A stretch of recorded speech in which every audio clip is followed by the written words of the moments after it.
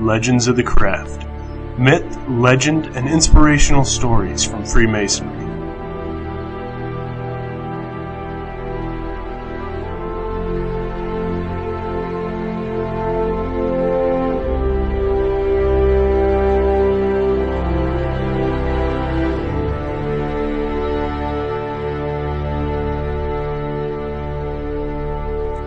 Alright, welcome back to Legends of the Craft. Sorry it's been a couple months since we've been with you, but hope to bring you some real interesting stories about Freemasonry in early America this episode. As always, I'm Brother Bunga, and this is Brother Kumsie. I hope all you brother have been doing well while we've been collecting facts. We really wanted to talk about the South American liberators, but we need a little more time to collect some more facts because a lot of it's in Spanish and it's the history of other countries, so it's not so easy for us to obtain. But we will be giving you that episode here in the coming months. Absolutely. This time, some information a little more relevant to American history, therefore a whole lot easier to find all the different facts that we need on. We're going to talk a little bit, we're going to focus today, actually, on Andrew Jackson. You know, of course, many of you know Andrew Jackson as one of our presidents of the United States here. And let's talk a little bit just about early Freemasonry in general in the Americas before we actually get into the story of Andrew Jackson. Yeah, to know the story of Andrew Jackson is to know the early history of Masonry in America, because he's somebody who had to survive a lot of turbulence in Masonry in the 1830s. But the story of Freemasonry in America starts a very long time ago, and there's a lot of different theories, so I'm going to give you what I've been able to find on the various theories. One of the first stories of a Freemason in North America is a man named John Skene. Supposedly he was made a Mason in 1684 in Aberdeen Lodge in Scotland, and he settled in Burlington, the capital of East Jersey, and was made a deputy governor from 1685 to 1690.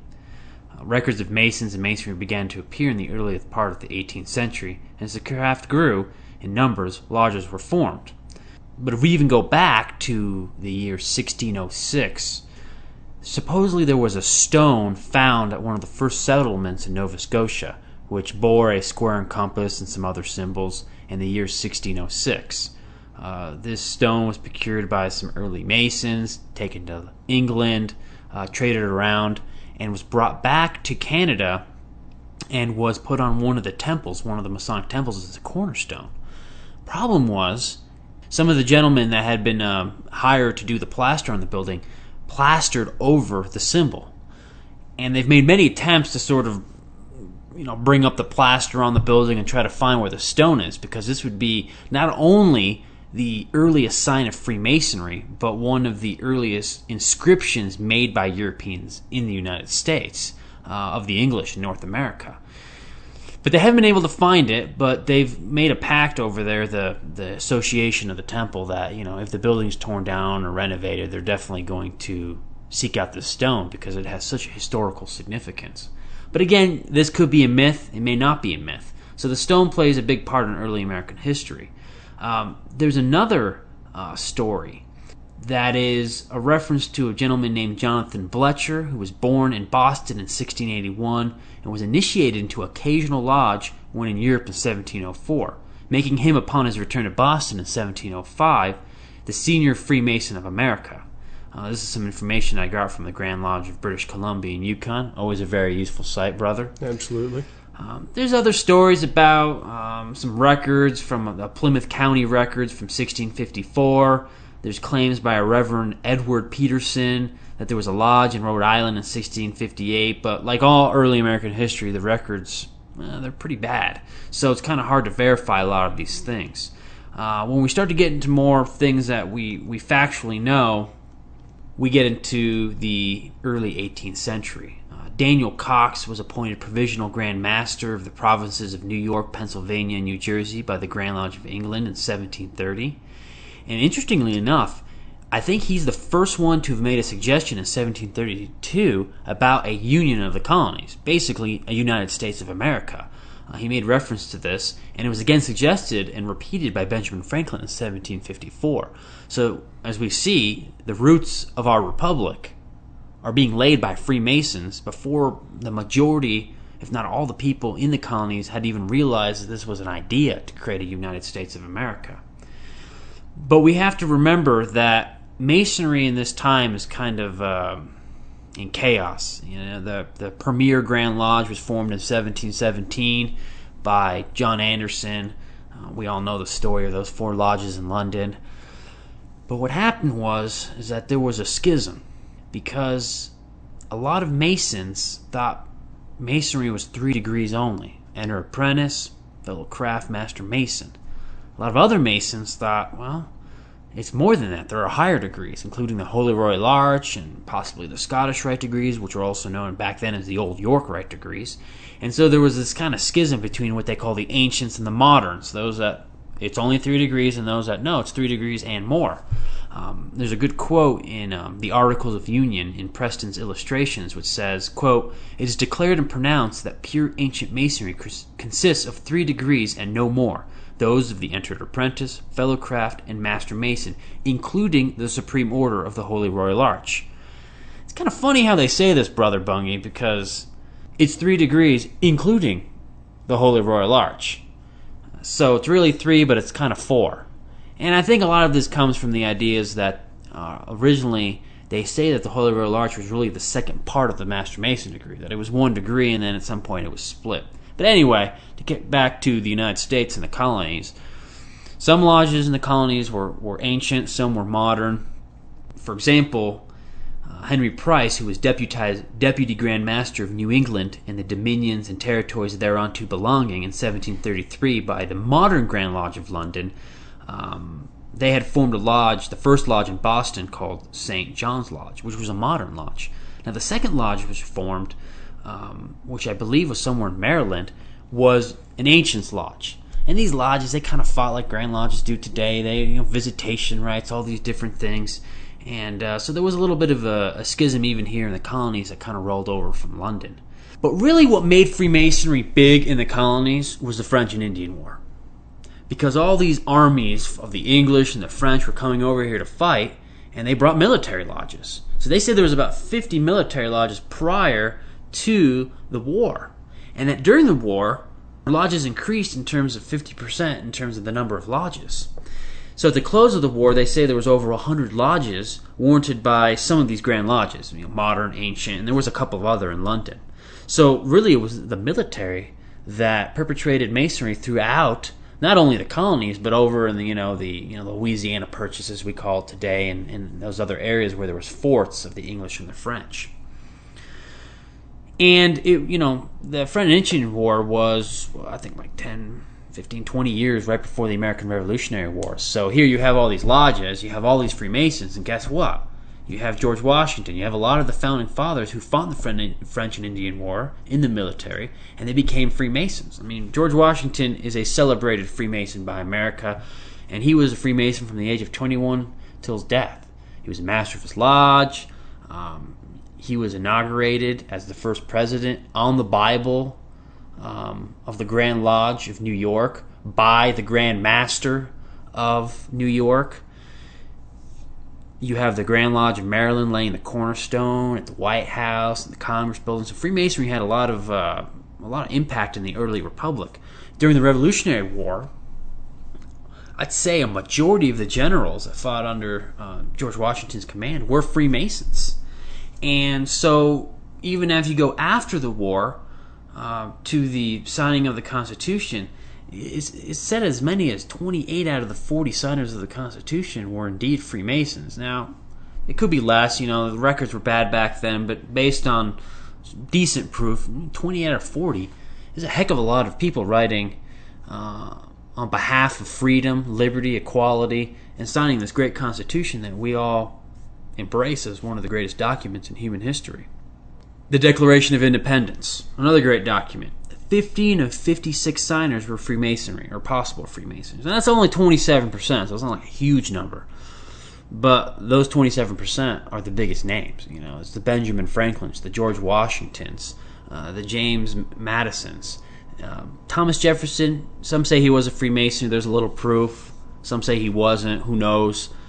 It wouldn't surprise me if he was a Freemason, honestly. But again, a lot of these notable names are Freemasons. So there's definitely an impact in our early American history of Freemasons. And Brother Bunga, I got to be honest, I think our country, our government, our three branches, our laws, our constitution is very Masonic. And these things existed before the formation of the country, but lodges have their constitution.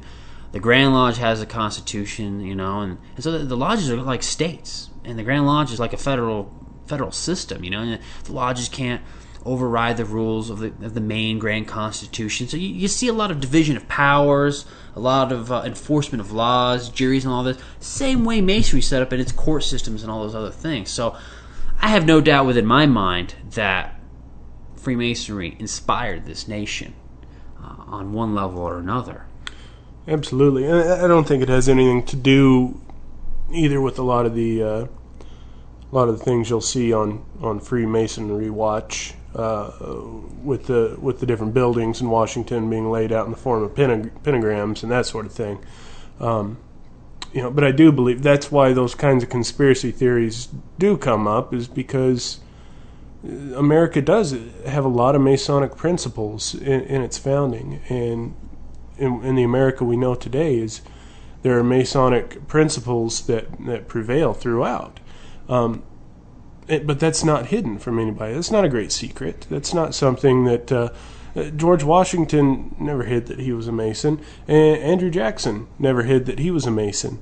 And that's who I would like to focus on today is Andrew Jackson.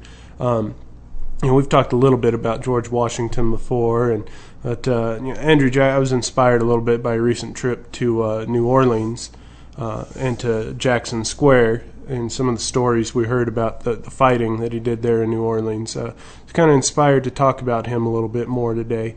Andrew was born in 1767, 3 weeks after the death of his father. It was basically him and his mom and a couple brothers. He led a real humble life until, as a young man, he joined a local regiment fighting in the Revolution against the British. Now, Andrew joined as a courier, and as a courier, he was consequently captured in the line of duty, and he suffered greatly during this imprisonment. During part of his time there, he was ordered to clean the boots of a British soldier, and Andrew refused. He steadfastly refused to clean the boots of this British soldier, and received a beating that would leave him scarred for the rest of his life. And then before he was released, he contracted smallpox, and he nearly starved to death while he was sick. But this wasn't the pinnacle of what the British took from Andrew Jackson. During his time fighting there, his mother and his two brothers, his whole family, was killed, leaving Andrew Jackson as an orphan by the age of 14. Now, with no family to turn to anymore, and being part of the early American frontier, which was not a kind and gentle place for a 14-year-old boy, Andrew survived, and I think he came out stronger and more connected to the heart of America for it. Andrew was known as a man of the people because he could hold his own while he was drinking at the pubs or gambling out at the cockfights. And he was never afraid of a fight either. He was involved in 13 documented duels, most of which were over the honor of his wife, Rachel. Now, Rachel was previously married, and she was supposedly divorced, but after her marriage to Andrew, it was discovered that her first husband never actually filed the divorce papers. They were all done, but he never actually filed them. So legally, she wasn't divorced from her first husband. Andrew, he was unaffected by this. It was a legal snafu. He wasn't concerned. But he was willing to defend his wife against anyone who would scandalize this event. And one of the duels left him with bullet fragments in his chest that couldn't be removed. And that led to a popular description of Andrew Jackson that he rattled like a bag of marbles when he moved around. Now, Andrew moved on later in his life to North Carolina to study law. He returned to Tennessee and was admitted to the bar in 1787. He was a delegate to the Tennessee Constitutional Convention, and upon statehood, he was elected a U.S. representative, and then again he was elected a senator for Tennessee. Now, Andrew Jackson's personal Masonic records haven't been located, But we do know he was a member of St. Tammany Lodge Number 1 by 1800 at the latest.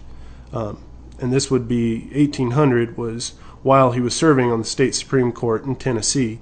Whether he was already a member, and the first records that are available are from 1800, or whether he became a member in 1800, we don't know that. But we do know that by 1800, while he was serving in the state Supreme Court, he was a member of St. Tammany Lodge Number 1.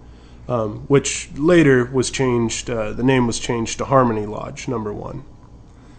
Now, a year later, in 1801, Andrew was made a colonel in the Tennessee militia, and he fought many, many battles, the most famous of which was fought in New Orleans.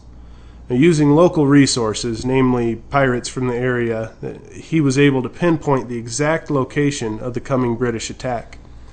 Then, using artillery, he was able to defeat over 200 redcoats while only losing 13 of his own men. He was also involved in the battles that later led to the annexation of Florida from the Spanish. Now, remaining active as a Freemason throughout this time, Andrew Jackson became the 6th Grand Master of Masons of Tennessee in October of 1822. During his reign as Grand Master, the decision was made that he should run for President of the United States of America. Andrew would run in 1824, just 1 month after fulfilling his duty as Grand Master, and he would lose to John Quincy Adams. He ran again, 1828, the next election, but not without fierce opposition. The anti-Masonic Party was formed this same year in upstate New York. And many non-Masons at that time believed that Freemasonry was a secret society that wanted to rule America in defiance of Republican principles.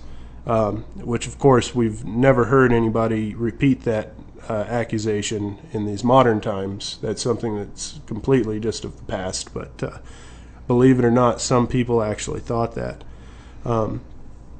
Now, the disappearance of William Morgan was a catalyst to bring all of these people together and cause them to form the first successful third party in America. Now, despite this opposition, Jackson won the election overwhelmingly, and he was named president and served his term very well. And there's a lot more to his story here, but in hopes that we don't run too long today, that's all the story we need right now. Andrew Jackson was a very inspiring individual, and he was an everyman. He was a man of the people who lived like the American people, was connected to the American people. He knew exactly how life was led out in the colonies, and subsequently how it had to be led while we were trying to get our act together as our own nation. Andrew Jackson was a phenomenal character in American history. I went to New Orleans with Brother Bunga here. We had a good time, and it was kind of nice to see Andrew Jackson out there at the square and his statue. I think he's a president that a lot of people kind of forget about, but I think he was pretty instrumental in strengthening the Union and bringing a lot of order to the western part of the frontier. And like for what Brother Bungie said, though he represented the common man, which he did, he was also a Freemason, an intellectual. He had a military career. He served law in the Supreme Court. This is a guy that had done many, many things. He was a Renaissance man. He wasn't just a career politician. He wasn't just a military man. He was a man that could do whatever was necessary to accomplish the task at hand. And that's why he's one of my favorite presidents. But being connected to the common people, it's hard to make a case for those that would say Freemasonry is made up of the aristocracy of America. He wasn't an aristocrat. He was an intellectual man because he was an intelligent man. He wasn't considered an intellectual because he grew up in an intellectual household.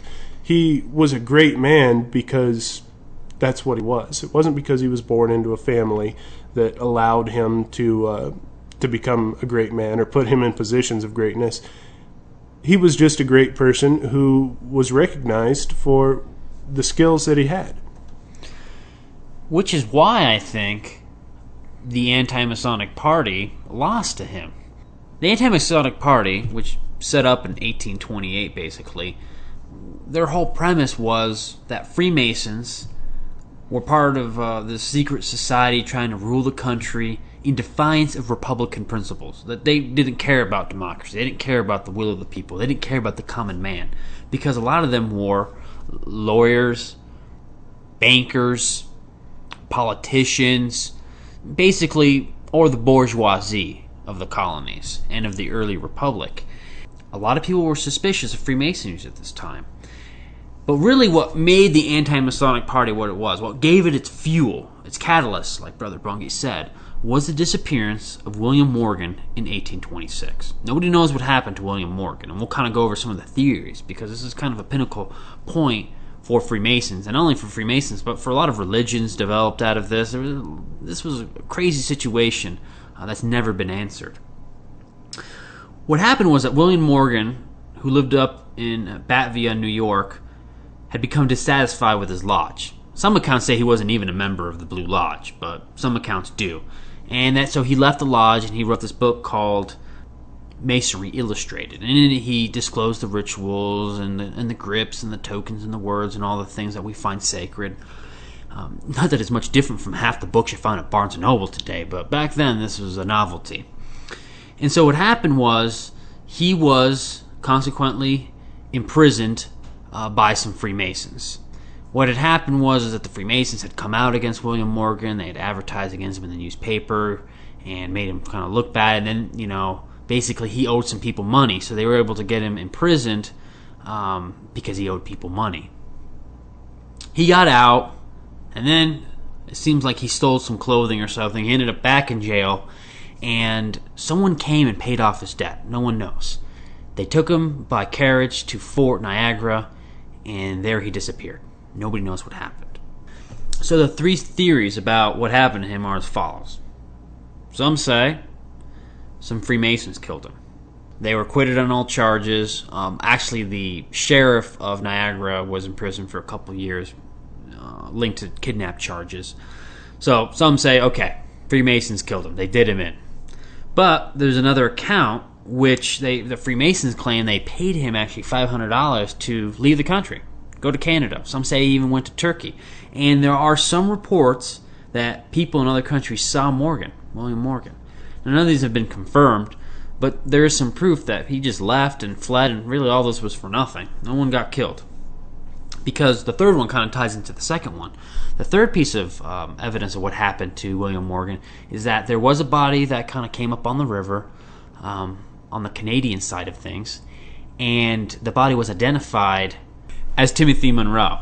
And so, okay, if the body's been identified as someone else, then it wasn't William Morgan. So it kind of backs up the idea that he left the country or whatnot. But again, nobody knows what happened. But what's interesting about it is that he tried to petition into the Royal Arch chapter in New York to create a new chapter of the Holy Royal Arch. But really nobody wanted him on there, so they kind of broke up the petition. They wrote a new petition without his name.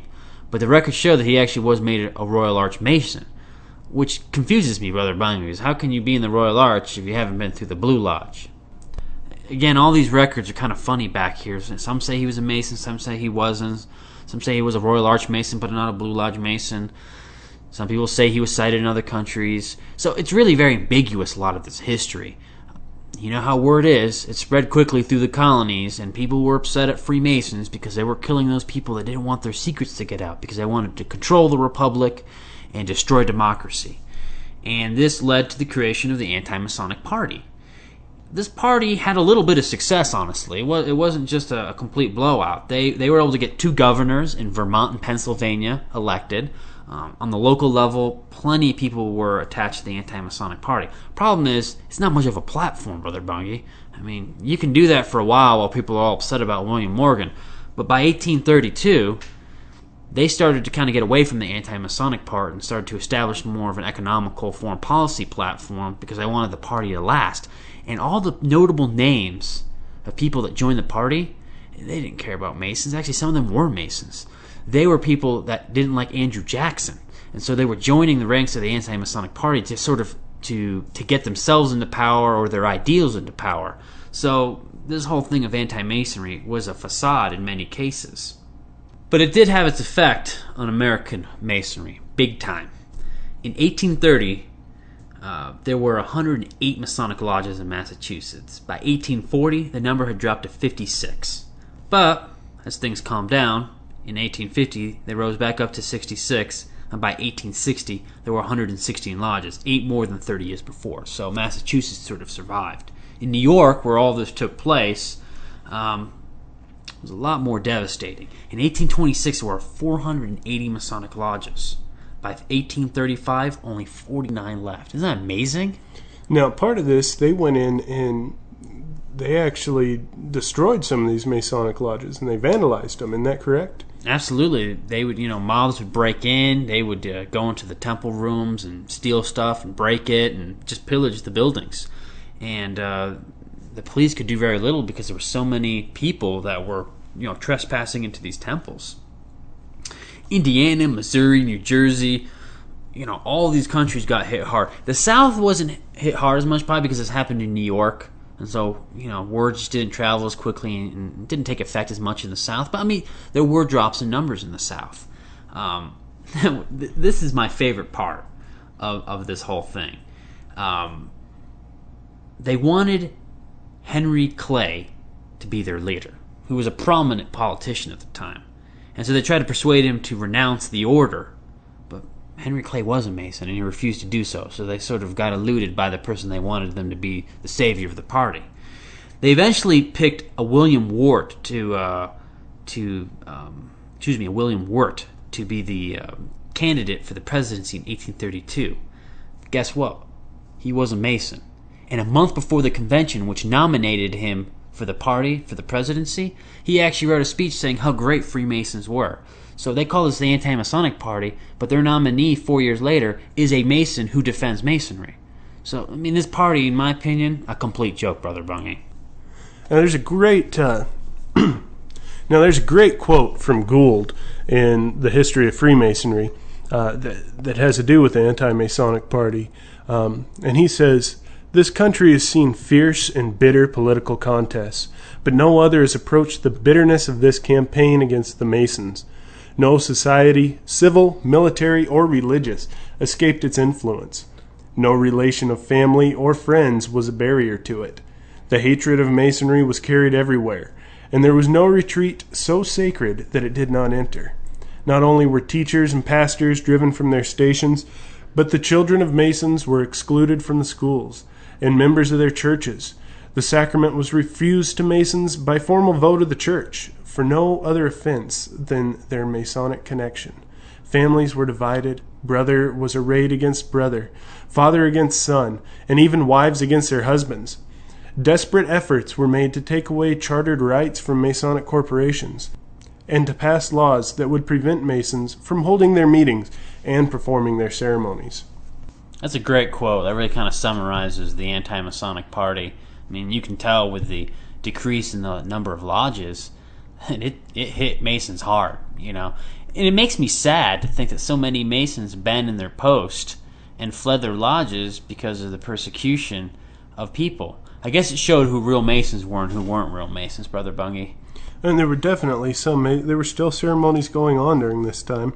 There were still Freemasons that would go out against the mobs and do cornerstone laying ceremonies. There were still Freemasons who held steadfast to their traditions, but at the same time, it does kind of show you who really belongs in the order and who's just kind of hanging out. In Massachusetts, interestingly enough, the Masons there, even though they had been decreased in a lot of numbers and were personally attacked, their temples desecrated, took to the streets in Masonic processions to lay cornerstones. Even though there were mobs just yelling at them, throwing eggs and cabbage and all sorts of nasty goodies at them, they held their processions with their aprons, with their banners, and they refused to give in to the Anti-Masonic Party. We've had quite a difficult civil rights struggle here. Not undifferent from a lot of the civil rights struggles that are still going on. But we have persevered through it as Freemasons, and we will persevere through anything that comes in the future. It's definitely not going anywhere. We're definitely not going away anywhere. And to all of those brothers out there that find there's nothing better to do than complain about our memberships being low and everything is bad for the order because we don't have hundreds of thousands of people joining every day. That's not the point of Freemasonry, and we've got it a lot easier than a lot of our brothers ever did. We've talked about the brothers that were being murdered during the Nazi regime over in Germany. In early America, there's political parties whose whole platform was that Freemasons are bad and should be done away with, shouldn't be allowed in your church or in your schools or in your homes. We really don't have it too bad today, and we've overcome so much. It's amazing. One reason I like Andrew Jackson a lot is because here's his chance to become president of the United States of America. It's 1828. But he has a long history with the Freemasons. He's not only been one, but he's been their Grand Master in Tennessee. You know, he carried the banner of Freemasonry to the four corners of that state and opened new lodges and taught brethren, you know, brotherly love, relief, and truth. But, you know, being president's a big deal. And, you know, in these days, at least for the last couple hundred years, it seems like people, they're willing to betray their values to become president. But he did not betray the Masonic order. He remained a Mason steadfast through this time, and he refused to renounce the order. And you know what happened? He was rewarded for his efforts, because he still became president despite the anti-Masonic party. It's a very good story. Andrew Jackson was a great American and a great Mason, and we hope you've enjoyed his story as much as we have. Well, thanks again for listening to us this month. Please drop us your emails with any comments, suggestions, anything you really want to let us know at info@masoniclegends.org. We'd be real happy to get those emails, and we're very happy to see our listeners has actually about tripled over the last month. So thanks for your support. We really appreciate it.